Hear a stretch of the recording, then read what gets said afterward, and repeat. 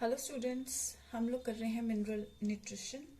और पिछले लेक्चर में हमने पोटेशियम और कैल्शियम फिनिश किया था। तो अभी तक हम नाइट्रोजन, फास्फोरस, पोटेशियम और कैल्शियम ये फिनिश कर चुके हैं। अभी हम लोग मूव करेंगे नेक्स्ट मिनरल पे, विच इज मैग्नीशियम। तो मैग्नीशियम स्टार्ट करने जा रहे हैं हम लोग।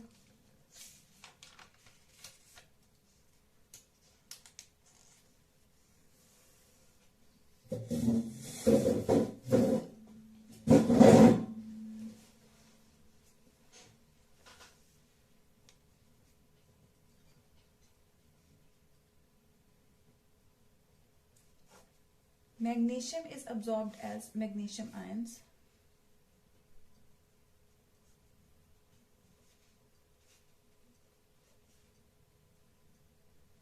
तो ज्यादातर ये आयनिक फॉर्म में ही अब्सॉर्ब होते हैं। मैग्नीशियम आपको ध्यान में होगा कि ये सेंटर पार्ट बनाता है क्लोरोफिल का। So it is required for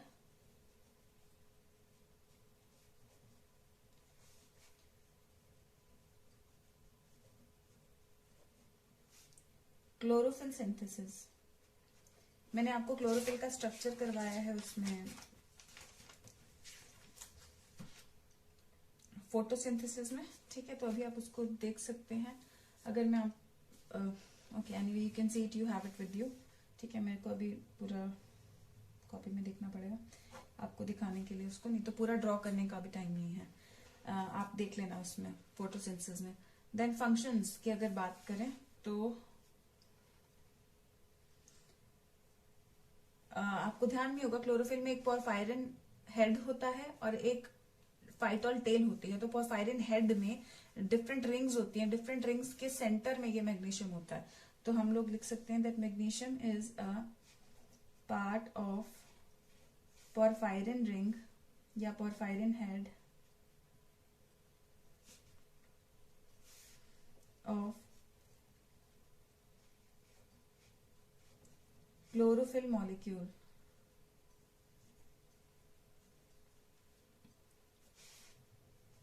इसके अलावा इट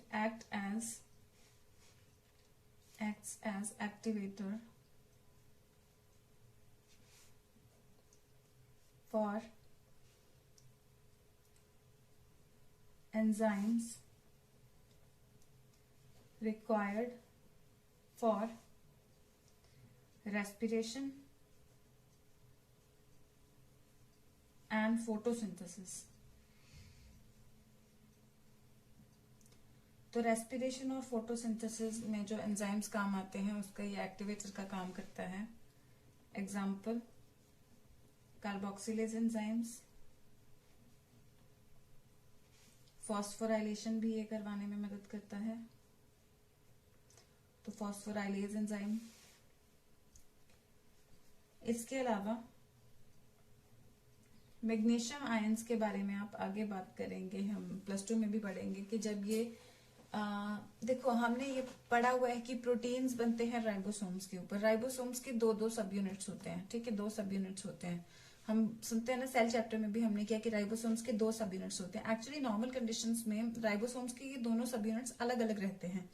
सिर्फ जब राइबोसोम्स को प्रोटीन बनाना होता है ये दोनों सब यूनिट्स एक साथ आके प्रोटीन असेंबली बना लेते हैं, एक मशीनरी बना लेते हैं। दोनों बड़ा और छोटा सब यूनिट नॉर्मली अलग रहते हैं, प्रोटीन बनाते वक्त दोनों एक साथ आते हैं। तो राइबोसोम्स की असेंबली यानी राइबोसोम्स के जो सब यूनिट्स की असेंबली होने के लिए ये जरूरी होते हैं। So magnesium ions are required for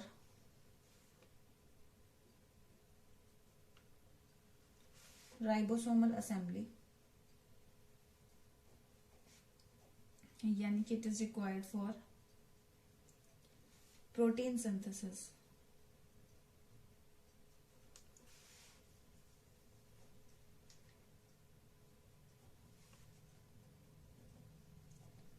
तो हमने इसके फंक्शंस कर लिए कि ये क्लोरोफिल मॉलिक्यूल में पोरफायरिन हेड का पार्ट होता है, एक्टिवेट करता है कुछ एंजाइम्स को रेस्पिरेशन और फोटोसिंथेसिस के, और ये राइबोसोमल असेंबली के लिए जरूरी होता है, यानी कि प्रोटीन सिंथेसिस के लिए जरूरी होता है, क्योंकि राइबोसोम्स असेंबल करते हैं ओनली ड्यूरिंग प्रोटीन सिंथेसिस। इसलिए फिर इसकी डेफिशिएंसी के टाइम पे देखो क्लोरोफिल नहीं बन पाएगा, और क्लोरोफिल ग्रीन कलर देता है तो क्लोरोफिल नहीं बन पाएगा, तो क्या हो जाएगा deficiency symptom? Chlorosis, which means yellowing of leaves.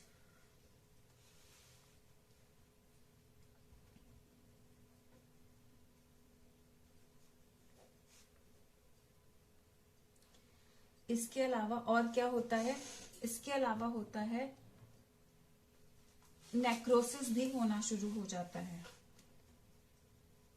Chlorosis and necrosis, ये दो मेन सिम्टम्स होते हैं। और नेक्रोसिस का मतलब होता है cell of tissue,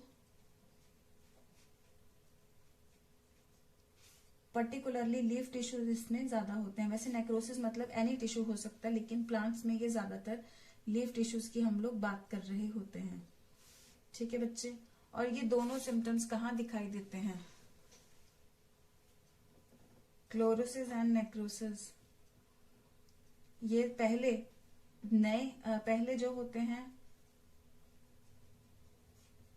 these are first observed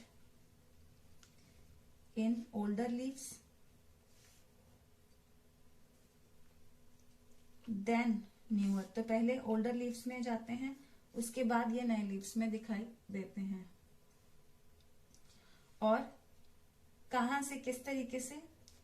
पहले बाहर की तरफ, पहले आउटर एज, और फिर उसके बाद फिर अंदर की तरफ। ठीक है, आउटर एज से अंदर, तो ओल्डर से न्यू और आउटर से इनर एंड की तरफ ये जाएंगे। यानी पत्ता बाहर से डेड होना शुरू होगा, पीला होगा, फिर डेड होगा, और फिर अंदर तक डेड होगा। अंदर से बाहर नहीं, बाहर से अंदर।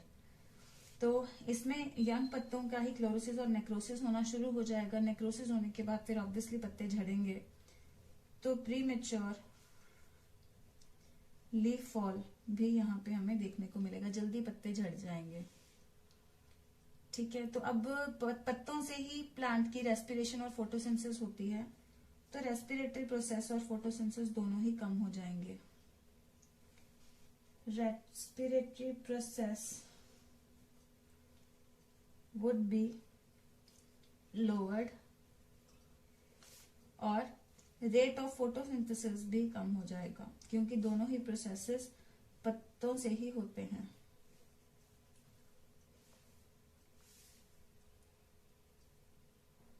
तो राइबोसोमल असेंबली के लिए भी ये चाहिए, तो इस केस में फिर प्रोटीन सिंथेसिस नहीं हो पाएगा। तो प्रोटीन सिंथेसिस, अगर मैग्नीशियम लो है तो प्रोटीन सिंथेसिस भी लो हो जाएगा। अब इसमें क्योंकि क्लोरोफिल नहीं बन पा रहा है, तो कुछ दूसरी पिगमेंट्स जैसे कि एंथोसाइनिन,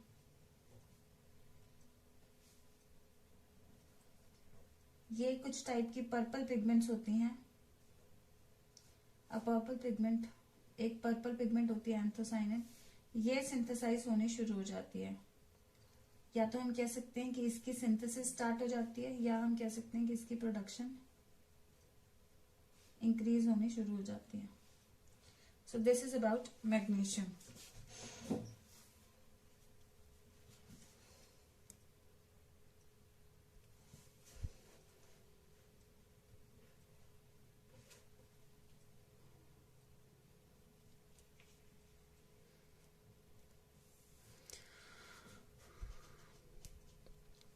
तो ये सब मैग्नीशियम के बारे में है, इसको जरा नोट डाउन करें। I will give you some time.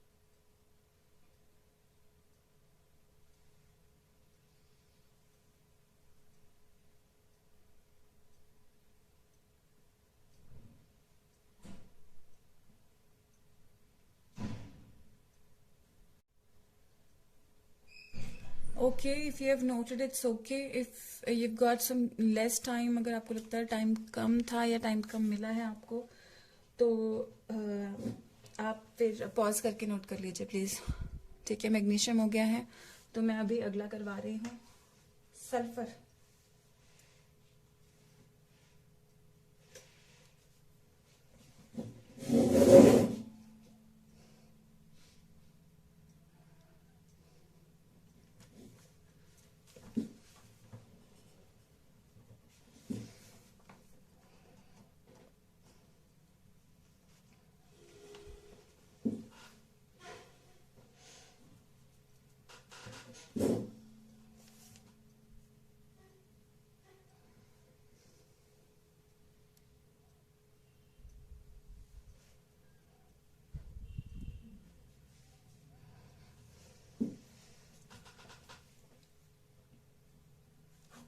Sulfur is absorbed as sulfates.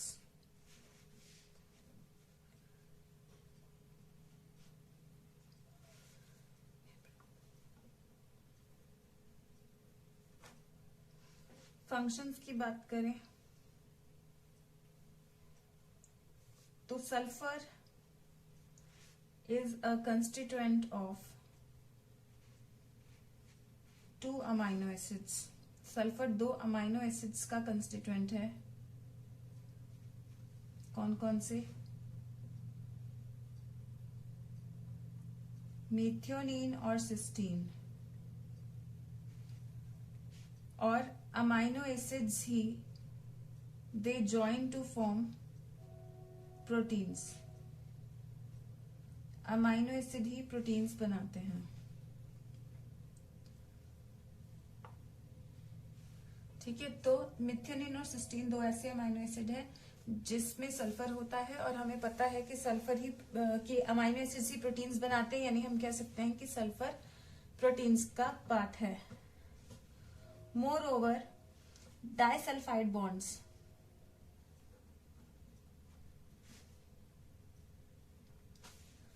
are formed in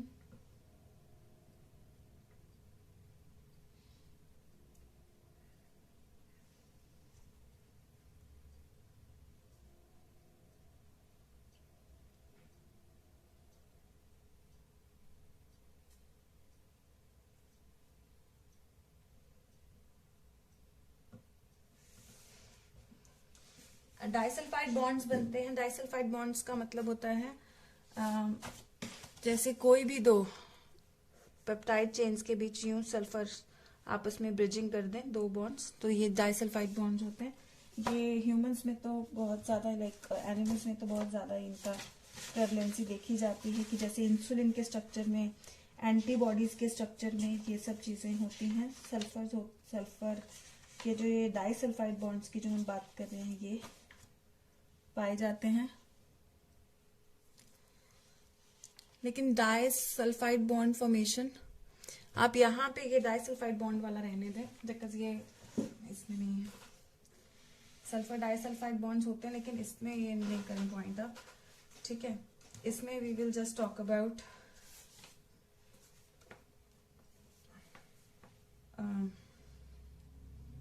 another function of sulphur. पहला फंक्शन बस ये अमाइनो एसिड का होता है पार्ट, और दूसरा it is involve, sulphur is involve in synthesis of certain vitamins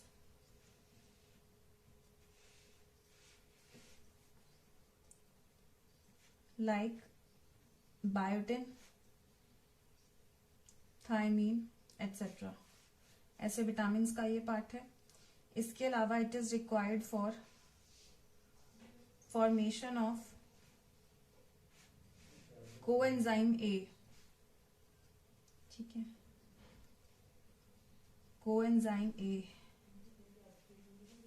बनाने में ये काम आता है. कोएंजाइम ए आपको याद होगा, हमने रेस्पिरेशन में भी इसके रिलेटेड बात की थी कि सक्सेनाइल कोएंजाइम में बना देता है. मतलब वो तो एक रिएक्शन था. एक्चुअली ये जो कोएंजाइम ए होता है, it is involve in multiple reactions which is So it is sulfur is involved in making coenzyme A, which is essential for various reactions.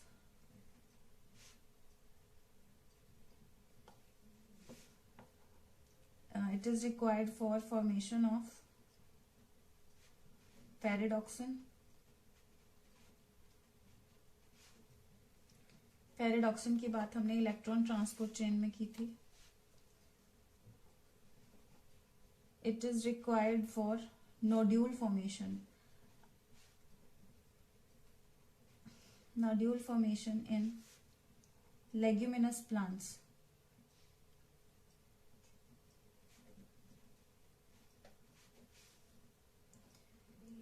Leguminous plants में नोड्यूल जो बनते हैं, division of cortical sales यहाँ पे हो जाती है.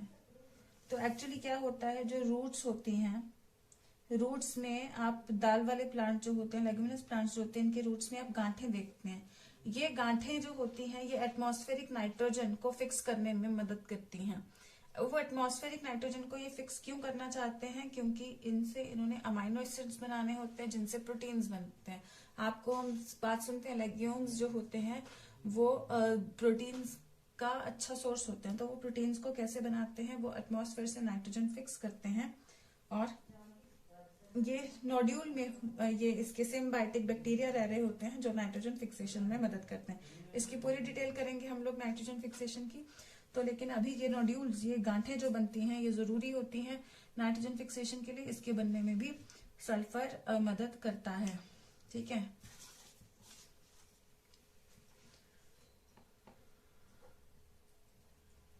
अब डेफिशिएंसी सिम्टम्स की बात करेंगे तो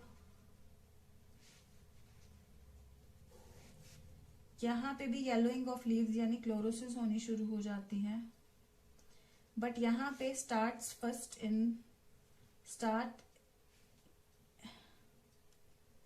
फर्स्ट इन यंगर लीव्स. तो शुरू यंगर लीव्स में होती है और इसमें लीफ ब्लेड जो होता है वो पीला हो जाता है, पत्ता पीला हो जाता है. लेकिन पत्ते के बीच की जो धारियां दिखाई देती हैं हमें, जो उसकी वेन्स दिखाई देती हैं, leaf blade turns yellow but veins still remain greener.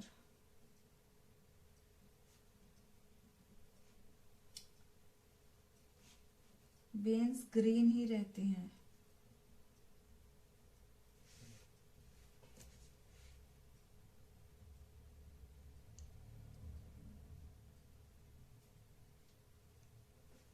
So starting में यंगर लीव्स में थोड़ी सी रहती है. There is slight yellowness. There is slight yellowness in younger leaves. Younger leaves में थोड़ी सी रहती है येलिशनेस, फॉलोड बाय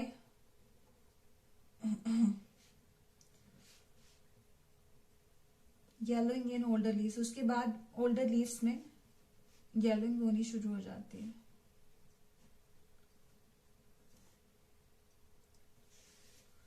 फिर बाद में ओल्डर लीव्स जो होते हैं ये पूरी तरह से बिकम टोटली येलो. मतलब यंग वाले तो थोड़े येलो हुए थे, उसके बाद ओल्ड में शुरू हो गई थी, लेकिन ये फिर पूरी तरह से येलो हो जाते हैं. They become totally yellow and then fall off. फिर ये गिरने शुरू हो जाते हैं पुराने पत्ते. ठीक है. और डेफिशिएंसी सिम्टम इनमें क्या होता है, एक्सेसिव रूट ग्रोथ होना शुरू हो जाती है इन सर्टन पार्ट्स. कुछ पार्ट्स में एक्सेसिव रूट ग्रोथ शुरू हो जाती है.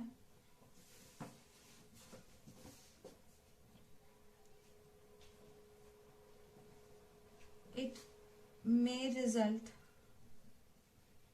इन nodulated structure. It may result in formation of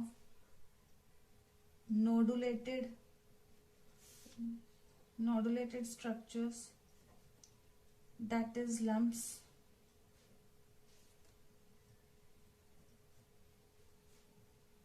which can result into blockages of xylem phloem.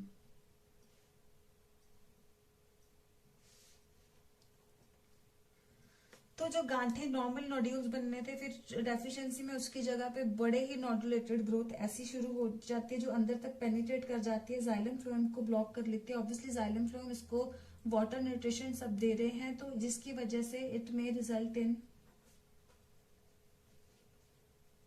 Death of the plant. तो इससे प्लांट की डेथ हो सकती है।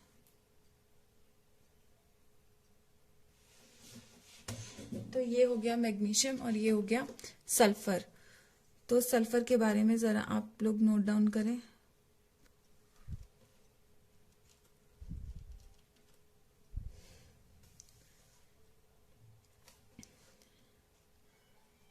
I'll give you some time.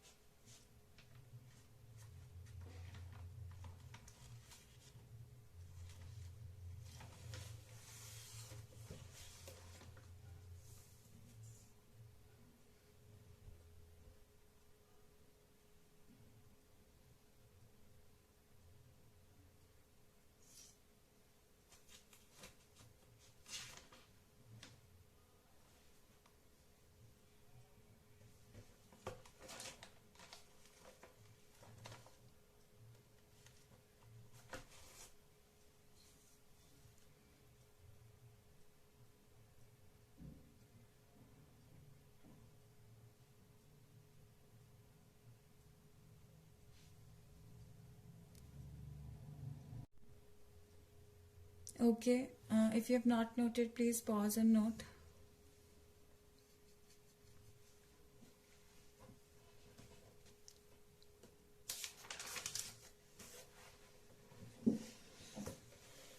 Iron शुरू करा रही हूं.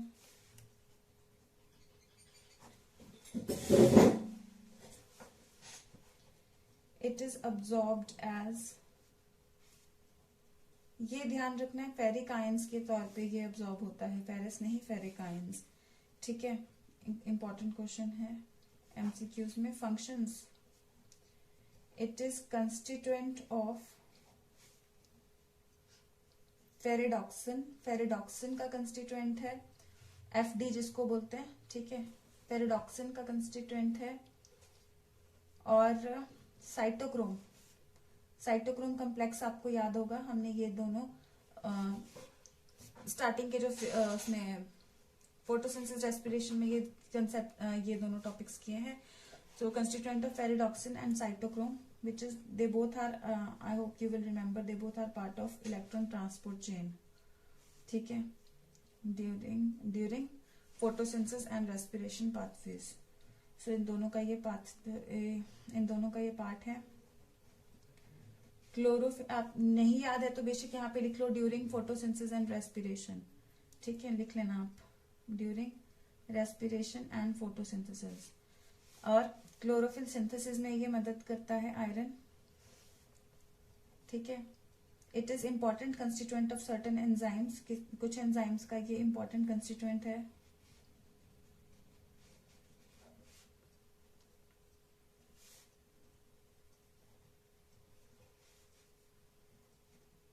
Like peroxidase and catalase. ये जो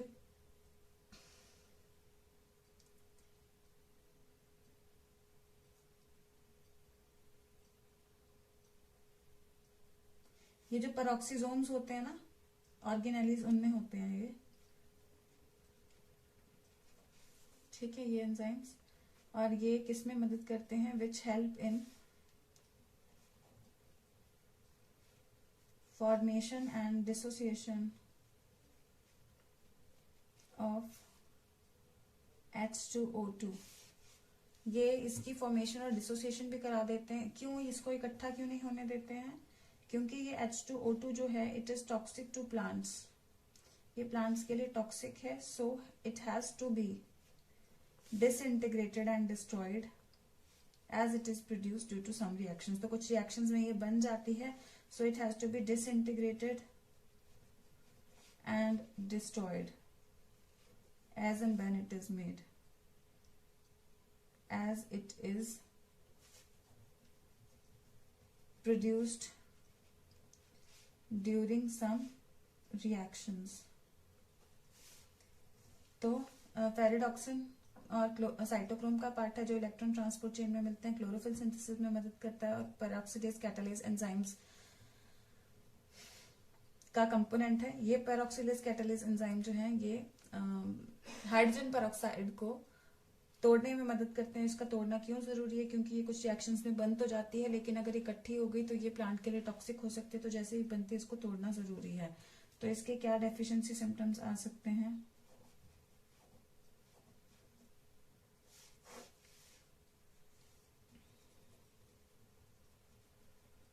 chlorosis of younger leaves only. सिर्फ नए पत्तों की क्लोरोसिस होती है और there is no effect of chlorosis, no effect on older leaves. तो इसका पर्टिकुलरली ओल्डर लीव्स में कोई पोर्शन नहीं होता, कोई कंट्रीब्यूशन नहीं होता क्योंकि पुराने में जो बनना था क्लोरोप्लास्ट वो बन चुके हैं. नए वाले क्लोरोप्लास्ट प्रोडक्शन नहीं हो पाएगी तो नए पत्तों में ही क्लोरोसिस दिखाई देगी. क्लोरोफिल प्रोडक्शन या क्लोरोप्लास्ट या chlorophyll production, actually chlorophyll production will be less. Chlorophyll production कम होगी. ठीक है, तो क्लोरोफिल प्रोडक्शन यहाँ पे क्या मिलेगी? काफी कम मिलेगी.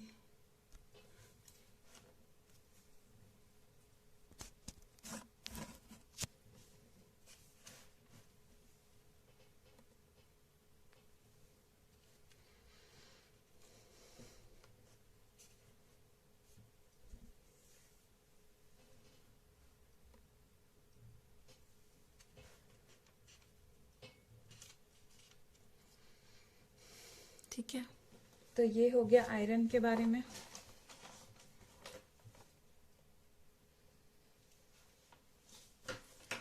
Just note it down.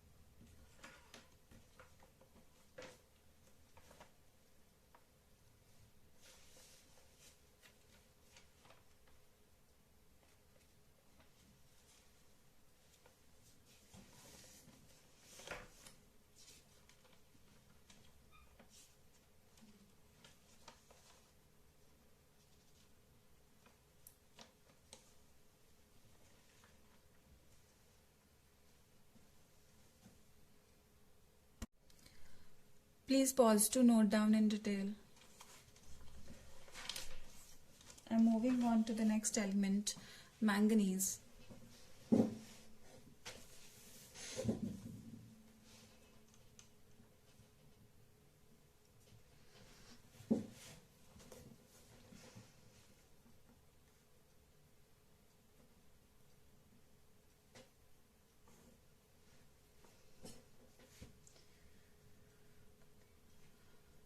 It is absorbed as manganese ions. Functions की बात देखें तो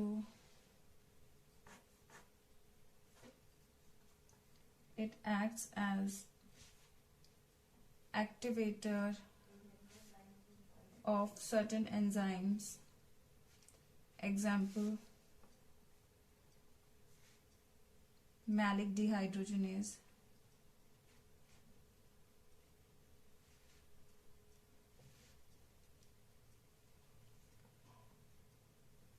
Oxalosuccinic dehydrogenase.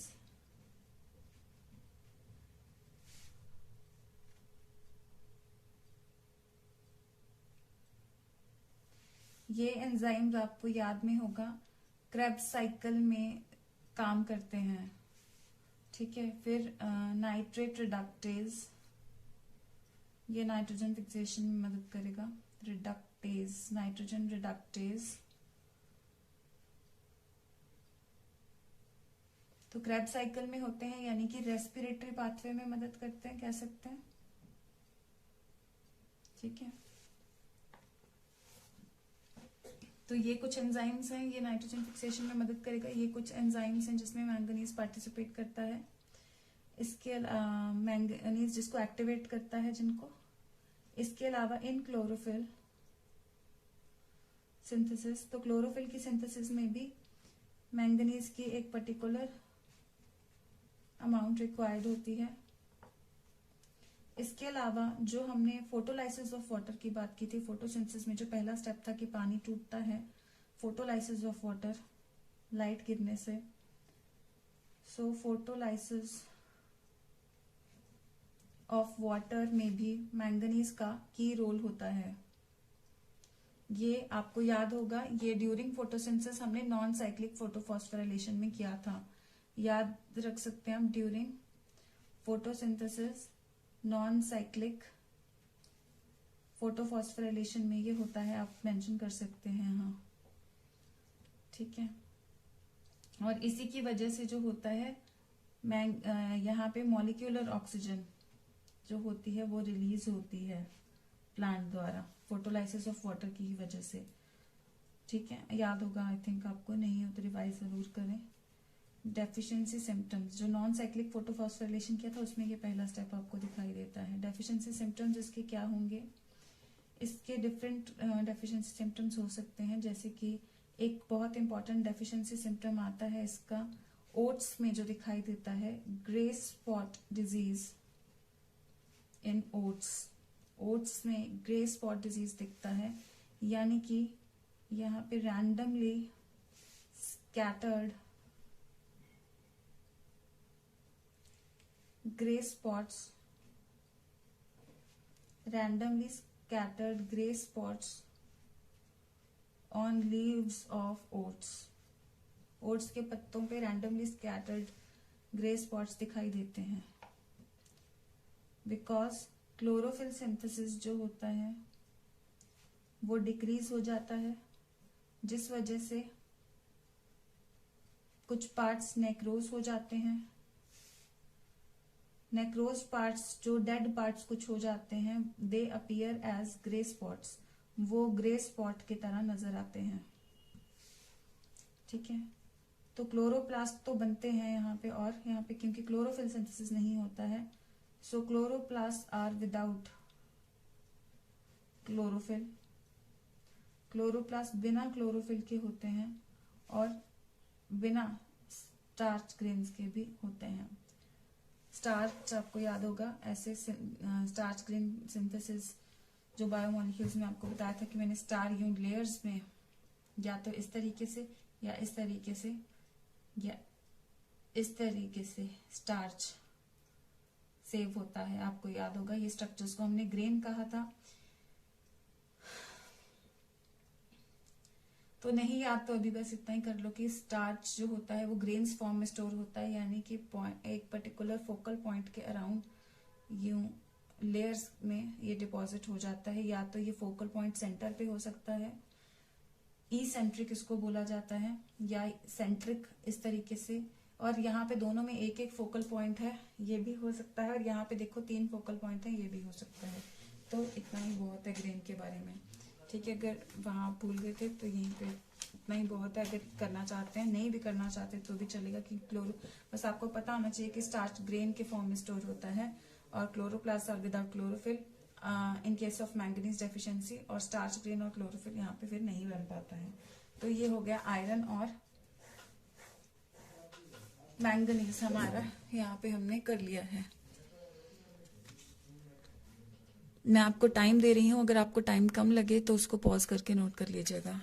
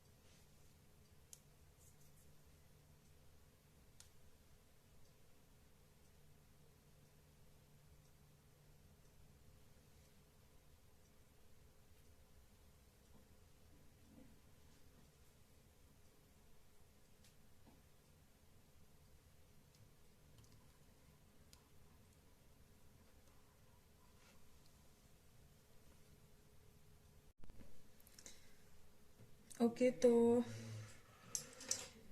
मिनरल न्यूट्रिशन में हमने आयरन मैंगनीज तक फिनिश कर लिया है, और इसके आगे हम चलते हैं नेक्स्ट एलिमेंट पे।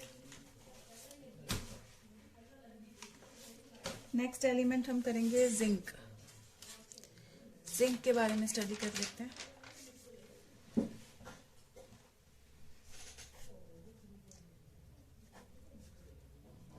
Zinc, it is absorbed as zinc ions.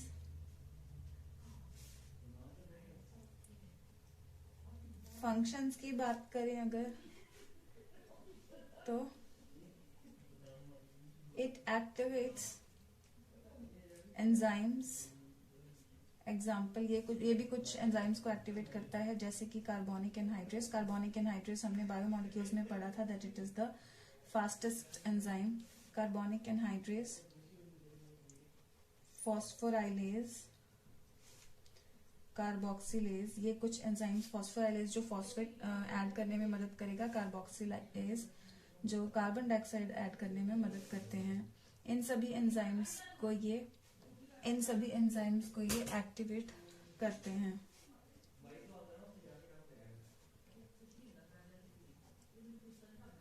Helps in tryptophan synthesis. Zinc tryptophan synthesis में भी मदद करता है। ट्रिप्टोफैन एक तरह का अमाइनो एसिड है बेटा, an amino acid, it's an amino acid. Tryptophan एक तरह का अमाइनो एसिड होता है, तो इसकी सिंथेसिस में भी ये मदद करता है। ये ऑक्सिन प्रोडक्शन में भी मदद करता है बेटा।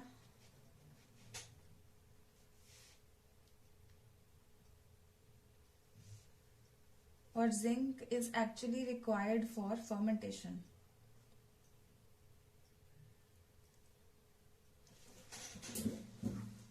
क्योंकि ये एक्टिवेटर है एंजाइम्स का, तो इन सभी चीजों में ये मदद करता है।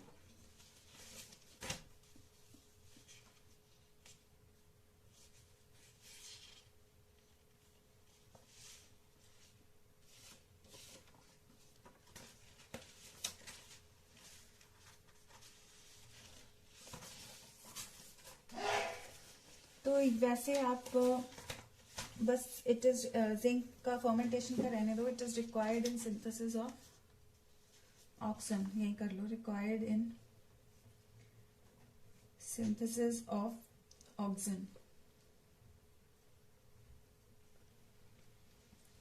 Please for every element do read out the book or the module once and add on if anything we've left out by mistake or anything, but सब कुछ हो ही गया वैसे तो कवर, but still reading जरूर कर लेना, ठीक है। so it is required in synthesis of auxin. इसके डेफिशिएंसी सिम्टम्स देखेंगे तो ये कुछ एंजाइम्स को, कार्बोनिक एनहाइड्रेस, फॉस्फोराइलेज, कैटालेज, ऐसे एंजाइम्स को एक्टिवेट करता है। ट्रिप्टोफैन जो कि अमाइनो एसिड इसकी सिंथेसिस कराता है। ऑक्सिन की प्रोडक्शन कराता है। सिंथेसिस बेसिकली क्या कह सकते हैं, सिंथेसिस कराता है बस, ऑक्सिन की प्रोडक्शन या सिंथेसिस जैसे भी। तो ये कर लेते हैं डेफिशिएंसी सिम्टम्स, कैसे भी लिख सकते हैं आप इसको। डेफिशिएंसी सिम्टम्स इसके देखा जाए तो इसमें एक होता है लिटिल लीफ डिजीज, यानी कि पत्ते प्लांट्स के छोटे रहने शुरू हो जाते हैं। लिटिल लीफ डिजीज ये जो बर्फीले इलाकों में खास तौर पे ये देखने को मिलता है, यानी कि इन डेसिडुअस प्लांट्स, ठीक है। इसी के साथ में क्योंकि ये एक तरीके से ऑक्सिन प्रोडक्शन में भी मदद कर रहा है, ग्रोथ ऑक्सिन कराता है, तो वो नहीं होगी तो स्टंटेड ग्रोथ सही से नहीं हो पाएगी। स्टंटेड ग्रोथ ऐसे प्लांट्स की हो जाएगी। और जो लंबे नहीं हो पाएंगे तो आपको याद होगा कि मैंने आपको नोड्स, इंटरनोड्स के बारे में बताया था। नोड्स जैसे कि स्टेम में नोड्स वो पार्ट्स होते हैं जहां पे पत्ते या ब्रांच निकलती है, और इंटरनोड इनके बीच का हिस्सा होता है। तो इंटरनोड बेसिकली लंबा करता है एक पर्टिकुलर टाइप का मेरिस्टम, जो कि इसमें लंबाई में मदद करता है। और वैसे भी ग्रोथ, क्योंकि ओवरऑल ग्रोथ बंद हो रही है तो हम कह सकते हैं कि इंटरनोड जिसकी छोटी भी रह जाती है, एक्चुअली देखा गया, क्योंकि ग्रोथ कम हो रही है तो ग्रोथ में इंटरनोड इलॉन्गेशन देखी जाती है मेनली, तो शॉर्ट इंटरनोड रह जाती हैं। यहाँ पे ग्रोथ से नहीं हो पा रही, तो ये सारी चीजें हमने यहाँ पे डिस्कस कर ली। ये सारे एंजाइम सही से नहीं बन पा रहे क्योंकि इसकी डेफिशिएंसी हो रही है, तो ऐसे में ऐसे प्लांट की ग्रोथ भी स्टंटेड रह गई है और साथ में नेक्रोसिस भी, कुछ पार्ट्स की जो पार्ट्स हैं उनकी नेक्रोसिस या सेल डेथ होनी शुरू हो जाएगी। This is about zinc. ठीक है, अगला आयन हम करते हैं copper. Copper is absorbed as copper ions या क्यूप्रिक आयंस। फंक्शंस इसके देखेंगे, फंक्शंस जो इसमें होते हैं, it is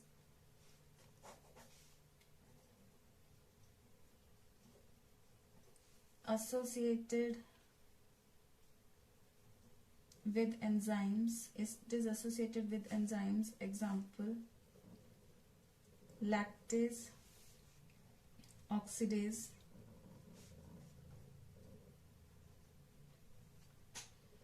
It is involved in redox reactions.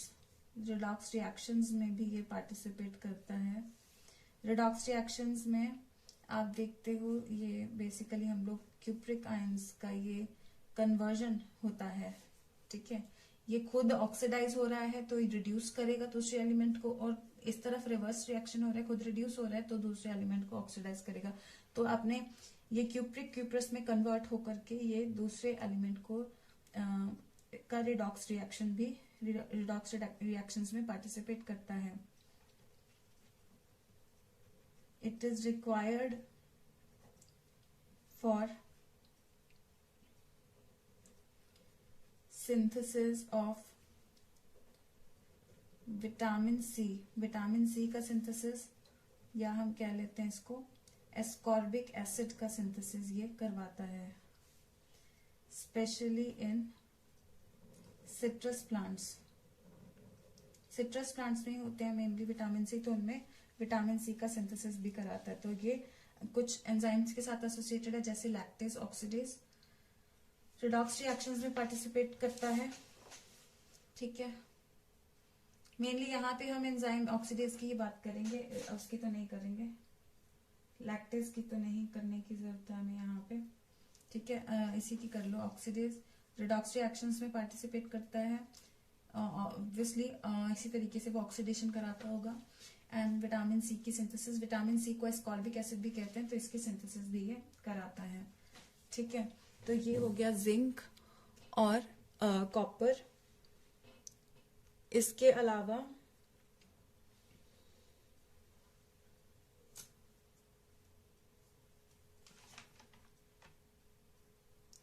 तो वो पहले जिंक और कॉपर को आप नोट कर लीजिए, फिर हम आगे कराते हैं।